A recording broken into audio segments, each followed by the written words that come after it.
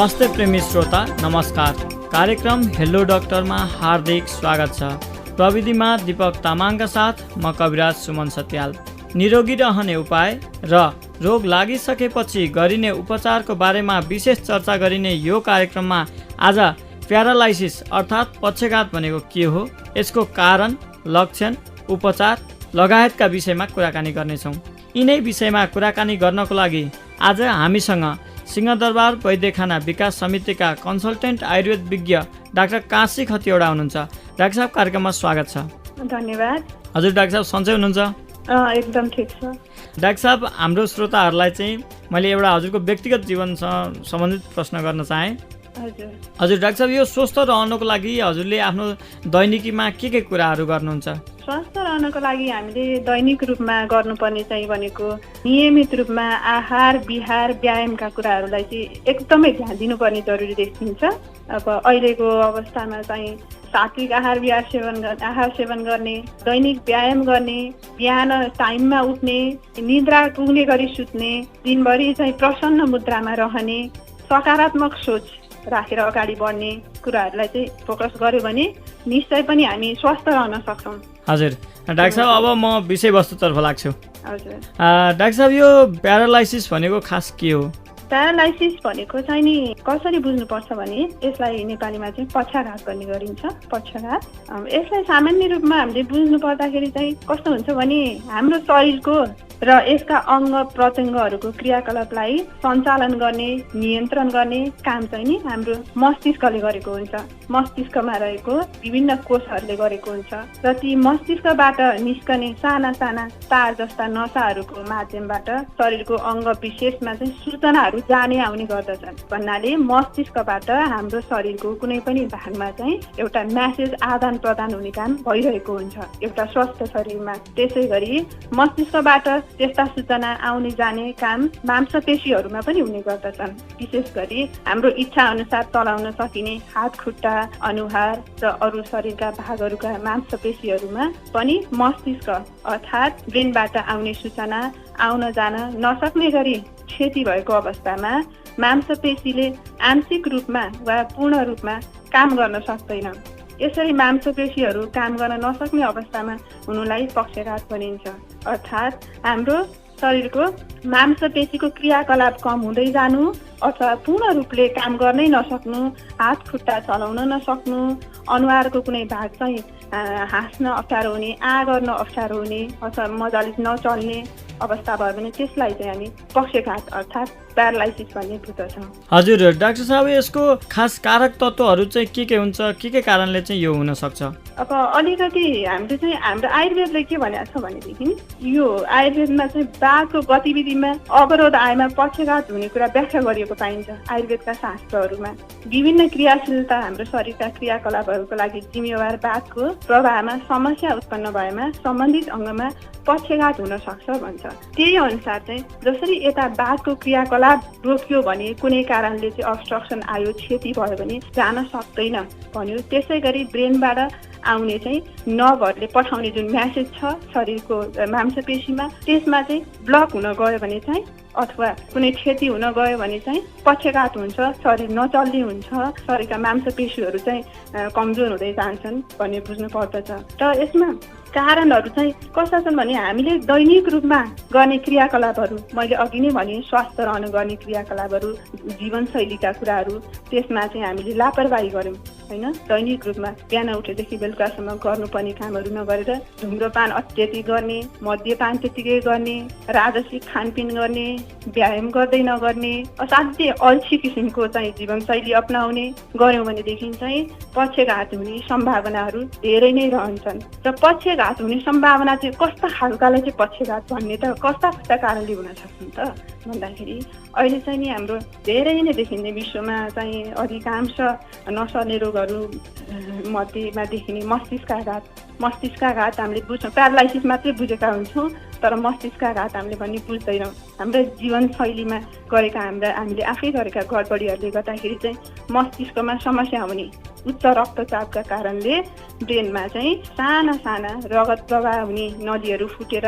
रगत जम्ने आदि कारणले गर्दाखेरि चाहिँ मस्तिष्कघात भइदिन्छ। अक्सिजन सप्लाई हुन सकेन, फेरि प्रेसर एकदमै लो भयो, त्यो कारणले पनि हुन सक्दछ, जसलाई चाहिँ स्ट्रोक भनेर भनिन्छ अहिले। एउटा त्यो कारणले शरीरका विभिन्न भागमा देखा पर्न सक्छ। अरू भनेको कारण चाहिँ चोटपटक पनि हुनसक्छ। चोटपटक भन्नाले हाम्रो टाउकोमा चोट लाग्न सक्छ, कुनै कारणले एक्सिडेन्टहरू हुनसक्छ, बाइक एक्सिडेन्ट हुनसक्छ, कुटपिटबाट हुनसक्छ, चाहिँ यस्ता किसिमले पनि प्यारालाइसिसका लक्षणहरू। भन्नाले मैले केसँग जोडेँ भन्दाखेरि मस्तिष्क र हाम्रो मांसपेशीसँग सम्बन्ध छ, मैले अघि नै भनिसकेँ। र त्यही सम्बन्ध टुटाउनलाई चाहिँ कुनै पनि किसिमको चोटपटक आघात भयो भनेदेखि चाहिँ प्यारालाइसिस हुनसक्छ। अरू कारणहरूमा चाहिँ जस्तो भनौँ पोलियो भएको मान्छेमा पनि चाहिँ प्यारालाइसिसका लक्षण देखा पर्न सक्छ। पोलियो भएपछि हामीले सहज रूपमा हिँड्न सक्दैनौँ, खुट्टाहरू चाहिँ पाङ्गुटिङ्गु गरेर हिँडेका देखिन्छौँ, लट्ठेको देखिन्छ। अरू चाहिँ बच्चाहरूमा चाहिँ आमाको घरमै रहँदाखेरि चाहिँ खानपिन पोषणको कमीले गर्दाखेरि चाहिँ देखिने प्यारालाइसिस पनि हुन्छ। अरू भनेको अरू विभिन्न कारणहरू छन्। पार्किन्सन रोग पनि बिस्तारै बिस्तारै प्यारालाइसिसकै क्रममा चाहिँ एउटा चाहिँ हाम्रो शरीर चाहिँ एकदम कमजोर स्लो हुँदै हुँदै हुँदै प्यारालाइसिसको अवस्थासम्म पुग्न सक्छ। त्यसै गरी अरू धेरै चाहिँ सिन्ड्रोमहरू सबै हामीले यहाँ भन्न सक्दैनौँ, धेरै कारणहरू हुन्छन् जसले गर्दाखेरि हाम्रो चाहिँ पोषक तत्त्व पोषणलाई पनि ध्यान नदिएर चाहिँ वृद्धि विकासमा कम हुँदै गएर चाहिँ बाल बच्चैदेखि चाहिँ कमजोर हुँदै प्यारालाइसिसको अवस्थासम्म जाने केसहरू धेरै कुराहरू यस्ता हुन्छन् सुमनजी। हजुर डाक्टर साहब, यो गाउँघरमा चाहिँ यो काँचो मासुहरू खाएर जुकाको कारणले पनि त्यस्तो प्यारालाइसिस हुन सक्छ? जुकाको कारणले पनि हुने प्यारालाइसिस चाहिँ कस्तो हुन्छ भन्दाखेरि गाउँघरतिर मात्रै नभनौँ, जता पनि सहरी भेगमा पनि यो कुराहरू देखिन्छ। त्यो काँचो मासुहरू खाने जस्तै होइन, सुँगुरको भयो, रागाको मासुहरू खाँदाखेरि चाहिँ त्यहाँबाट आउने फित्ते जुका, त्योबाट चाहिँ ब्रेनमा गएर चाहिँ त्यसका चाहिँ जुन अन्डा हुन्छ ब्रेनमा गएर चाहिँ त्यसले चाहिँ हाम्रो सम्बन्धित ब्रेनका पार्ट्सहरू भनौँ सेल्सहरूलाई चाहिँ प्रेसर दिने, त्यसले गर्दा सम्बन्धित अङ्गहरूमा चाहिँ असरहरू देखिन्छ। त्यहाँबाट सप्लाई गर्ने प्रेसर, ब्रेनमा प्रेसर हुने बित्तिकै त्यहाँबाट कुन अङ्गलाई चाहिँ सप्लाई गर्ने हो नसाले, त्यसमा असर परेर चाहिँ प्यारालाइसिसका लक्षणहरू देख्न सकिन्छ। हजुर, यो प्यारालाइसिसको चाहिँ तह हुन्छ हुँदैन, कस्तो कस्तो स्टेज हुन्छ? प्यारालाइसिसलाई चाहिँ अब हामीले कसरी गर्न सक्दछौँ भने एउटा चाहिँ त्यसका प्रकारै भनौँ होइन, पूर्ण अथवा आंशिक भनेर पनि भन्न सकिन्छ। पूर्ण भन्नाले चाहिँ पूर्ण रूपमा तपाईँ चल्न सक्नुहुन्न, तपाईँलाई छोएको पनि थाहा हुँदैन, तपाईँ मुभ गर्न चल्न क्रियाकलाप केही पनि गर्न सक्नुहुन्न पूर्ण रूपमा। भने अर्को आंशिक पनि हुन्छ। आंशिक रूपमा भन्नाले चाहिँ कि तपाईँ चाहिँ चलाउन सक्नुहुन्न, छोएको फिल गर्न सक्नुहुन्छ, कि तपाईँ छोएको चाहिँ फिल गर्न सक्नुहुन्न, चलाउन चाहिँ सक्नुहुन्छ, कि त त्यो चाहिँ आंशिक भयो होइन। अथवा अलिअलि हल्का फुल्का चलाउन सक्नुहुन्छ तर चाहिँ पहिला हेल्दी मान्छे स्वस्थ हुँदाखेरिको जस्तो अवस्था चाहिँ हुँदैन। एउटा त्यसरी चाहिँ विभाजन गरेको छ भने अर्को चाहिँ नि अरू पनि टाइप चाहिँ कसरी भइरहेको छ भन्दाखेरि प्यारालाइसिसमा एकाङ्गाघात भनेको छ। एकाङ्गाघात भनेको चाहिँ एउटा मात्रै अङ्गमा चाहिँ प्यारालाइसिस हुने। मानव एउटा हात मात्रै हुनसक्छ, एउटा औँला मात्रै हुनसक्छ, एउटा खुट्टा मात्रै हुनसक्छ, फेसको एउटा भाग मात्रै हुनसक्छ, कुनै पनि सानो अङ्ग हुनसक्छ। त्यसमा चाहिँ अब ब्रेनमै समस्या हुनसक्छ अथवा चाहिँ ब्रेनबाट आएको नसाहरूमा चाहिँ समस्या देखिएको हुनसक्छ। जस्तै एक्सिडेन्टहरूमा हुन्छ नि होइन, नसाहरू काटिएर हुनसक्छ, प्रेसर भएर हुनसक्छ, चुडिएर हुनसक्छ, त्यो चाहिँ एकाङ्गाघात मोनोप्लेजिया पनि भन्छन्। त्यसपछि अर्को भनेको धेरै देखिने हामीले प्यारालाइसिस भनेर चाहिँ जनमानसमा बाहिर देखा परेको चाहिँ अर्धाङ्गाघात भन्छन् क्या। शरीरको आदि अङ्ग चाहिँ प्यारालाइसिस हुने। ब्रेनमा कुनै पनि कारणले चाहिँ स्ट्रोक छ अथवा चोटपटकको कारणले चाहिँ समस्या छ भने शरीरको आदि भाग चाहिँ नचल्ने। आदि भाग भन्नाले एकपट्टिको हात खुट्टा शरीर कहिलेकाहीँ फेस अनुहार सहित दाहिने अथवा बायाँ एकपट्टिको भाग पुरै आधा भाग त्यो देख्न सकिन्छ। अर्को भनेको चाहिँ नि प्याराप्लेजिया भन्छ, अधराङ्गाघात, कम्मरभन्दा मुनिको भाग नचल्ने, जुन चाहिँ धेरै जस्तो चाहिँ ट्युमरको कारणले हुनसक्छ होइन। ढाडमा ट्युमर स्पाइनल कर्ड भन्छ, ब्रेनको भाग चाहिँ पछाडि ढाडबाट पनि गएको हुन्छ, टाउकोमा मात्रै नभएर त्यो ढाडकोमा चाहिँ कहिलेकाहीँ चाहिँ ट्युमरहरू पलाएर प्रेसर भएर अथवा चाहिँ एक्सिडेन्टको कारणले चोटपटकहरू लागेर पनि चाहिँ शरीरको कम्मरभन्दा मुनिको भाग चाहिँ चल्न नसक्ने अवस्था पनि हुन्छ, प्याराप्लेजिया अथवा अधराङ्गाघात भन्छन्। त्यसपछि कहिलेकाहीँ चाहिँ चोटपटकै कारणले अथवा ट्युमरकै कारणले विभिन्न कारणले चाहिँ सम्पूर्ण शरीर चलाउन नसक्ने, सर्वाङ्गाघात, सबै अङ्ग होइन, शरीरका सबै अङ्ग चाहिँ चल्न नसक्ने अवस्था, क्वाड्रिप्लेजिया अथवा चाहिँ सर्वाङ्गाघात भन्छन्, त्यो अवस्था चाहिँ नि हुन सक्दछ। हजुर डाक्टर साहब, यो प्यारालाइसिस हुन लागेको अवस्थामा अथवा कस्तो कस्तो लक्षणहरू चाहिँ देख्न सकिन्छ? प्यारालाइसिस हुन लाग्यो भन्ने कुरा पहिल्यै थाहा पाउनलाई चाहिँ एउटा कुरा त कस्तो भन्दाखेरि हाम्रो लाइफस्टाइल हाम्रो ठिक छैन, जीवनशैली नै हाम्रो ठिक छैन भने मलाई हुनसक्छ है भन्ने एउटा सचेत त्यहाँबाट हुनुपर्छ र उहाँहरूले चाहिँ होस पाउनु भएन अथवा कहिलेकाहीँ एक्कासी चाहिँ त्यस्ता प्यारालाइसिस थाहै नपाइकन एक्कासी उच्च रक्तचाप भइदिने अथवा रक्तचाप एकदमै तल भइदिने अथवा कुनै पनि समस्याले मुटुका समस्याहरू भए रक्त नलीहरूमा समस्या देखिने, त्यो कारणले चाहिँ ब्रेनमा समस्या देखिएर प्यारालाइसिस हुने, त्यस्तो अवस्था भयो भने चाहिँ मान्छेहरूले कस्तो महसुस गर्छन्, ठ्याक्कै सबै कुरा नमिल्ला तर अलिकति हातखुट्टा झमझमाए जस्तो, बाउडिए जस्तो, स्टिफनेस हुन्छ नि, कडा भए जस्तो, त्यसपछि आफ्नो स्वर चाहिँ लरबराउने, स्लड स्पिच भन्छ, बोली लरबराउने, खानेकुरा निल्नै गाह्रो हुने, चपाउन गाह्रो हुने र हातखुट्टा उठाउनु खोज्दाखेरि चाहिँ उठ्दैन। अहिले भर्खर ठिकठाक चाहिँ बस्नु भएको छ अथवा सुत्नु भएको छ, चाहिँ हातखुट्टा उठाउन खोज्यो, अब मलाई के भयो भन्दा उठाउन सकिन्न, अनुहार लत्रिएको हुनसक्छ। हजुर डाक्टर साहब, यसको तत्कालै उपचार गर्न नपाउँदा अथवा नसक्दा अथवा टाढाको ठाउँबाट सहरमा लानुपर्ने अवस्थामा यसो जटिलताहरू चाहिँ के हुन सक्छन् प्यारालाइसिस भइसकेपछि? प्यारालाइसिस भइसकेपछि चाहिँ कस्तो हुन्छ भन्दाखेरि एकचोटि मान्छे त अब उठ्न नसकेपछि मान्छे आत्मिन्छन्, अब यसलाई प्यारालाइसिस भयो अब के गर्ने भन्ने जस्तो हुन्छ होइन। त्यस्तो अवस्थामा चाहिँ सकभर सम्भव छ भने नजिकको स्वास्थ्य केन्द्रमा लगि नै हाल्ने, किनभने स्वास्थ्य केन्द्रबाट तपाईँको नजिकमा भएको स्वास्थ्य केन्द्रबाट चाहिँ तत्काल उपचार पाउनु भएन भने पनि कमसेकम तत्काल तपाईँले चाहिँ त्यहाँबाट इन्फर्मेसन पाउनुहुन्छ, सूचना पाउनुहुन्छ सम्बन्धित निकाय कहाँ हो र कहाँ जाने भन्ने कुरा तुरुन्तै स्वास्थ्य कर्मीलाई चाहिँ हामीले सम्पर्क गरिहाल्नु पर्ने हुन्छ। घरबाट गर्ने भन्दा पनि प्यारालाइसिस भइसकेपछि तत्काल हामीले अलिकति सम्हाल्नु गाह्रै हुन्छ। त्यही कारणले गर्दाखेरि चाहिँ सकेसम्म हामीले त्यहाँबाट सम्बन्धित निकाय गइसकेपछि उहाँहरूले दिने सल्लाह कस्तो हुनसक्छ भने लक्षणको आधारमा स्वास्थ्य कर्मीले चाहिँ कस्तो खालको प्यारालाइसिस हो उहाँलाई अलिकति चाहिँ हिन्ट दिन सक्नुहुन्छ बिरामीलाई, किनभने सबै कुरा हामीले चाहिँ बिरामी देखेर मात्रै एउटा डाक्टरले पनि भन्न सक्दैन, विशेषज्ञले पनि कहिलेकाहीँ भन्नै सक्दैन के कारणले चाहिँ प्यारालाइसिस भयो भनेर। हस्पिटल गएर चाहिँ इन्भेस्टिगेसन गरेर, सिटी स्क्यान गरेर, एमआरआई गरेर, टेस्टहरू गरेर उहाँको यो प्रकारको चाहिँ प्यारालाइसिस हो है भने छुट्याइसकेपछि मात्रै चाहिँ उपचार सुरु गर्दा राम्रो हुन्छ। यही अवस्थामा चाहिँ उपचार सुरु चाहिँ गरिहालौँ न, लाँदै चाहिँ गरिहालौँ न भन्नलाई चाहिँ हामीले के गर्न सक्छौँ भने उहाँको हातखुट्टा चलेको छैन भने मुभमेन्टको लागि हामीले सहयोग मात्रै गर्न सक्छौँ, नत्र तत्काल चाहिँ अस्पताल लाने कुरालाई नै हामीले फोकस गर्दा बेस हुन्छ भइसकेपछि चाहिँ। हजुर, बिमारीको चाहिँ ज्यान जाने अवस्था त्यस्तो हुन्छ हुँदैन यसको जटिलताको रूपमा? कहिलेकाहीँ चाहिँ ज्यान जाने अवस्था पनि नहुने भन्ने चाहिँ नि हुँदैन, किनभने ब्रेन हेमोरेज भयो, रगतको नली फुट्यो, धेरै नै रगत जम्मा भयो, प्रेसर धेरै नै भयो भने चाहिँ त्यस्तो केसहरूमा चाहिँ ज्यान जाने पनि सम्भावना एकदमै हुन्छ सुमनजी। तत्काल चाहिँ अस्पताल पुर्याइहाल्नुको चाहिँ विकल्प हुँदैन, जति यथाशक्य छिटो। र कहिलेकाहीँ हाम्रो कस्तो अवस्था पनि हुन्छ भने जति छिटो अस्पताल लान सक्छौँ त्यति छिटो चाहिँ हामी रिकभर हुन सक्छौँ, निको हुन सक्छौँ।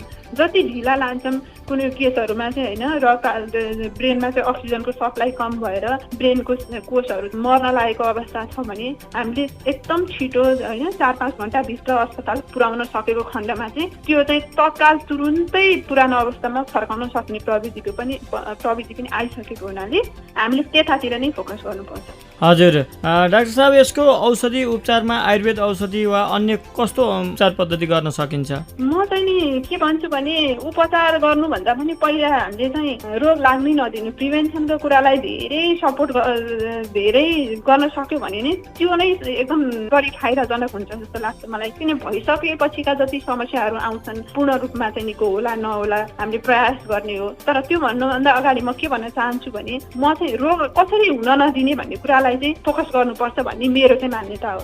र यसमा चाहिँ मैले प्रमुख रूपमा के भन्न चाहन्छु भने जीवनशैली परिवर्तन, हाम्रो अहिलेको जीवनशैली जुन छ, न हामीलाई खानाको ठेगान छ, न हामीलाई सुत्ने टाइमको ठेगान छ, न हामीलाई कुन बेला पढ्ने, कुन बेला हिँड्ने, कुन बेला पानी खाने, कुन बेला खाना खाने, दैनिक क्रियाकलापहरू सजित पालनहरू कसरी गर्ने भन्ने कुराको कुनै हेकानै छैन अहिले। त्यो हुनाले चाहिँ म के भन्छु भने आहार विहारलाई एकदमै ध्यान दिउँ अहिले नैदेखि, किनभने यो नसर्ने रोग, पक्षघात जस्ता रोगहरू चाहिँ एकदम तीव्र गतिमा चाहिँ बढिरहेको हुनाले आहारमा एकदम ध्यान दिउँ। सकिन्छ शाकाहारीमा गर सकिँदैन। मांसाहारी गर्नु छ भने पनि चाहिँ कम्तीमा बोसो नभएको मांसाहार गर्न सकिन्छ। त्यसपछि दैनिक व्यायामको कुरालाई चाहिँ 40 मिनटदेखि 60 मिनटसम्म दैनिक हामी हिँड्न सक्यौँ भने सामान्य रूपमा त्यति 1 घन्टा हामी टाइम दिन सकेनौँ भने 15 मिनट हुन्छ, 20 मिनट हुन्छ, अलिकति ह्याप्पी खालको कडा खालको एक्सर्साइज गरेर पसिना बगाउने गऱ्यौँ भने पनि चाहिँ शरीरमा रक्त प्रवाह गर्ने नलीलाई खुल्ला राख्न सक्दछौँ, कहीँ ब्लक हुन दिन सक्दैनौँ। जसले गर्दा चाहिँ हाम्रो मस्तिष्कमा रक्त प्रवाह राम्रोसँग होस्, अनावश्यक तत्त्वहरू चाहिँ शरीरमा सङ्कलन नहोस्, आवश्यक चिजहरू चाहिँ लिन सकियोस्। अनि अर्को कुरा चाहिँ खानामा चिल्लोको मात्रा भयो, नुनको मात्रा र चिनीको मात्रा चाहिँ असाध्यै कन्ट्रोल गर्ने। उमेर अनुसार अझ 30-35 घटिसकेपछि यसलाई एकदमै नियन्त्रण गर्न जरुरी छ। अर्को कुरा चाहिँ बजारमा बनेको खानेकुरा खाने चलन जुन छ अहिले हामी सीमित रूपमा चाहिँ समय हामीसँग हुँदैन, खाना बनाएर बस्ने समय हुँदैन। त्यसले गर्दा बजारमा बनेको प्लास्टिकमा प्याक भएको सामान चाहिँ खानेकुराहरू खाने चलन चाहिँ अहिले धेरै छ। त्यसमा चाहिँ दुईटा कुरा छ बेफाइदा। एउटा चाहिँ नि पौष्टिक तत्त्व त हुँदै नै हुँदैन एउटा, अर्को अनावश्यक तत्त्व र चिल्लो पदार्थ जुनले हाम्रो शरीरलाई चाहिँ हानि गर्दछ त्यो चाहिँ त्यसमा रहिरहेको हुन्छ। आवश्यक चिज पाउँदैनौँ, अनावश्यक चिज चाहिँ हामीले पाइरहेका हुन्छौँ। त्यसलाई पनि चाहिँ हामीले एभोइड गर्न जरुरी हुन्छ। त्यो चाहिँ लिन खासै राम्रो हुँदैन। अर्को कुरा महत्त्वपूर्ण कुरा चाहिँ के भन्छु भने आयुर्वेदले चाहिँ के भन्छ भन्दाखेरि शरीर शुद्ध गर्ने कुरालाई चाहिँ असाध्यै जोड दिएको छ।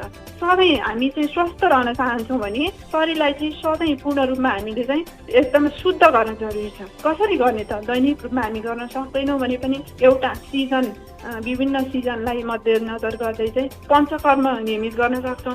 नियमित गर्न सकेनौँ भने डाक्टरको सल्लाह अनुसार हाम्रो समय मिलाएर चाहिँ हामीले पञ्चकर्म र त्योसँग सम्बन्धित कर्महरू, पञ्चकर्म भन्नाले आयुर्वेदमा मुख्य 5वटा कर्म भनेका छौँ। त्यसको व्याख्यामा म धेरै जान्न हामी स्वास्थ्य कर्मीहरूसँग चाहिँ सहयोग लिन सक्छौँ। ती कर्महरू निरन्तर वर्षमा कतिचोटि गर्न सकिन्छ, पूर्ण रूपमा पालना गर्न सक्यौँ, ऋतु अनुसारको खानपिन गर्न सक्यौँ भने। र अर्को कुरा नियमित रूपमा योग गर्ने। एउटा व्यायाम भन्नाले ठुल्ठुलो मात्रै नगरेर नियमित रूपमा योग, सामान्य योगहरू जुन कुन रोगमा योग गर्ने भनेर चाहिँ पनि हाम्रो योग गुरुहरूले सिकाउनुहुन्छ। योग गर्न सकिन्छ, ध्यान गर्न सकिन्छ, सधैँ चाहिँ प्रफुल्ल मुद्रामा रहन सकिन्छ। ह्याप्पिनेसले चाहिँ सधैँ सहयोग गरेको हुन्छ।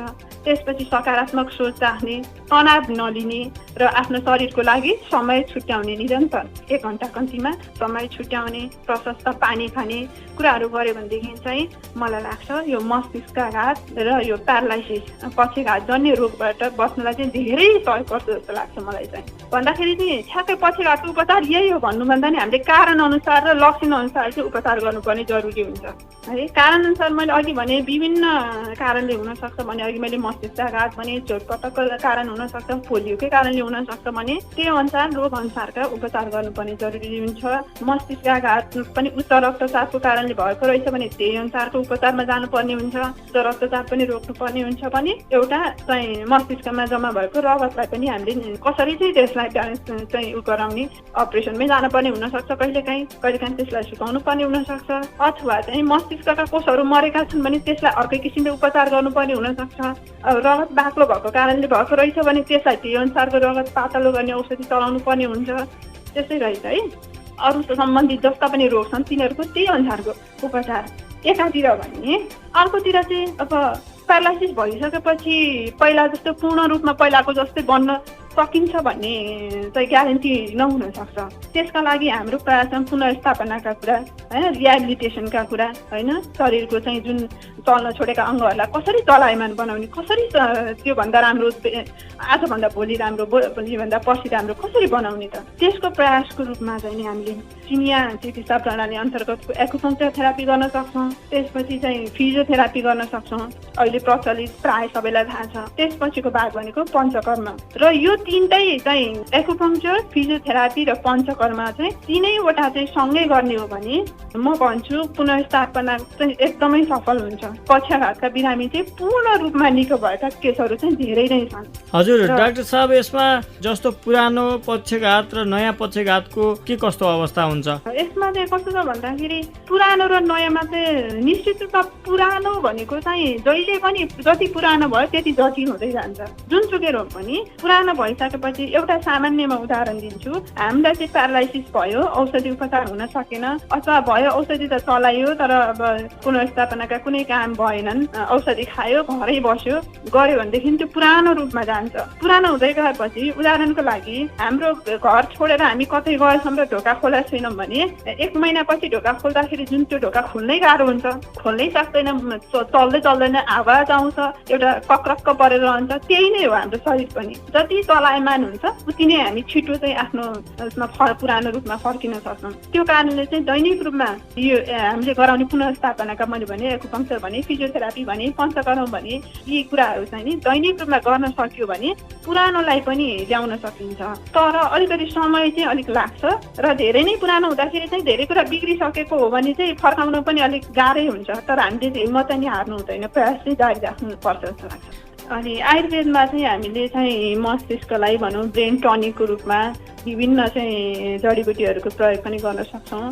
निरन्तर रूपमा चाहिँ हामीले दैनिक रूपमा भनौँ न एउटा जीवनशैली व्यवस्थापनकै रूपमा चाहिँ औषधिको रूपमा मात्रै नभने दैनिक रूपमा थोरै मात्रामा यो एउटा औषधीय मात्रामा भन्दा पनि दैनिक रूपमा थोरै मात्रामा ब्राह्मी भन्यो, शङ्खपुष्पी, जटामासी, पिपली, अश्वगन्धा जस्ता जडीबुटीहरू, शतावरी भयो, यिनीहरू चाहिँ दैनिक रूपमा अथवा हामीले कतिसम्म सकिन्छ सेवन गर्न सक्यो भनेदेखि चाहिँ मलाई लाग्छ हाम्रो मस्तिष्कलाई बलियो बनाउने, नसाहरूलाई बलियो बनाउने कुरामा धेरै नै सहयोग पुग्छ जस्तो लाग्छ। र इनकेस भइसकेपछि प्यारालाइसिस भइसकेपछि पनि यी औषधि यी जडीबुटीहरूलाई चाहिँ डाक्टरको सल्लाह लिइकन मात्रा मिलाएर चाहिँ सेवन गर्दा चाहिँ धेरै नै फाइदाजनक देखिन्छ।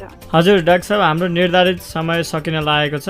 हजुरले निकै महत्त्वपूर्ण जानकारी दिनुभयो, यसको लागि हजुरलाई धेरै धेरै धन्यवाद। हजुर, हस्, धन्यवाद। हस् श्रोता, आजको लागि कार्यक्रम यति नै। आगामी दिनमा फेरि नयाँ विषयवस्तु लिएर प्राविधिक साथी दीपक तामाङ र म कविराज सुमन सत्याल फेरि उपस्थित हुने नै छौँ। तबसम्मको लागि बिदा दिनुहोस्। नमस्ते।